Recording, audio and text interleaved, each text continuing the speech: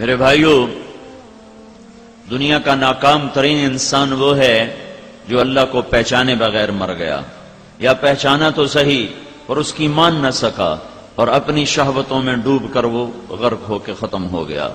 اور دنیا کا کامیاب خوش قسمت انسان مرد عورت وہ ہے جس نے اللہ کو پہچانا، پھر اس کو مانا، پھر اس کے سامنے جھک گیا، اس کے سامنے سر جھکا دیا اور اپنے نفس پہ قدم رکھا اور اس کے اطاعت پہ جم گیا۔ یہ نقطہ انسان اپنی عقل سے پکڑ نہ سکتا تھا، اس کو سمجھانے کے لیے 1.25 لاکھ انبیاء دنیا میں تشریف لائے، اور انہیں مشقت کی گھاٹیوں سے گزارا گیا، حتی یقول الرسول والذین آمنوا معہ متی نصر اللہ۔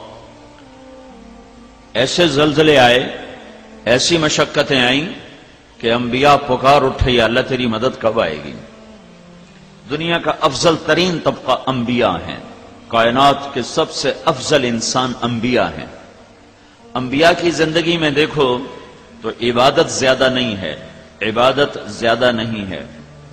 ہمارا نبی ساری دنیا کے سردار، جن و انس کے سردار، نبیوں کے بھی سردار، سارے نبیوں کے نبی، ساری زندگی آپ کی تہجد 11 رکعت نفل ہے، 11 رکعت، 8 نوافل اور 3 وتر، اور ابن عباس کی ایک روایت میں آتا ہے 15 رکعت۔ لیکن یہ 15 رکعت مستقل نہیں تھی، آپ کی مستقل رات کی بندگی 11 رکعت، کبھی اس سے بھی کم، کبھی اس سے بھی کم۔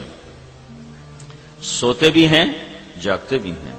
کوئی رات آپ کی زندگی میں ایسی نہیں آئی کہ آپ نے عشاء کے وضو سے فجر کی نماز پڑھی ہو۔ تابعین میں، صحابہ میں بکثرت ملیں گے عشاء کے وضو سے فجر کی نماز پڑھی، لیکن ہمارے رسول پاک صلی اللہ تعالی علیہ وسلم کی زندگی بھر میں کبھی نہیں ملے گا کہ عشاء کے وضو سے آپ نے فجر کی نماز ادا کی ہو۔ انبیاء کی زندگی میں جو سب سے نمایاں چیز ہے وہ انسانیت کا غم، کڑھن ہے، درد، بے قراری ہے، اور ان کے پیچھے دیوانہ وار پھرنا ہے۔ یہ انبیاء کی امتیازی چیز۔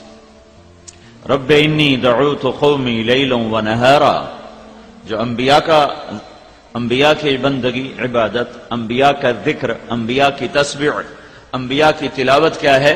رب انی دعوت قومی لیلا و نہارا، یا اللہ دن رات میں تو تیری طرف ہی لوگوں کو بلاتا رہا۔ یہ انبیاء کا سب سے عالی شان عمل اور وظیفہ ہے۔ اس وجہ سے وہ ساری کائنات کے افضل ترین، ایک نبوت خود ایک ان کو اونچا بنانے والی چیز ہے، پھر نبوت میں جو سب سے عالی عمل ہے وہ دعوت ہے، کہ وہ بیٹھتے نہیں، لوگوں کے پیچھے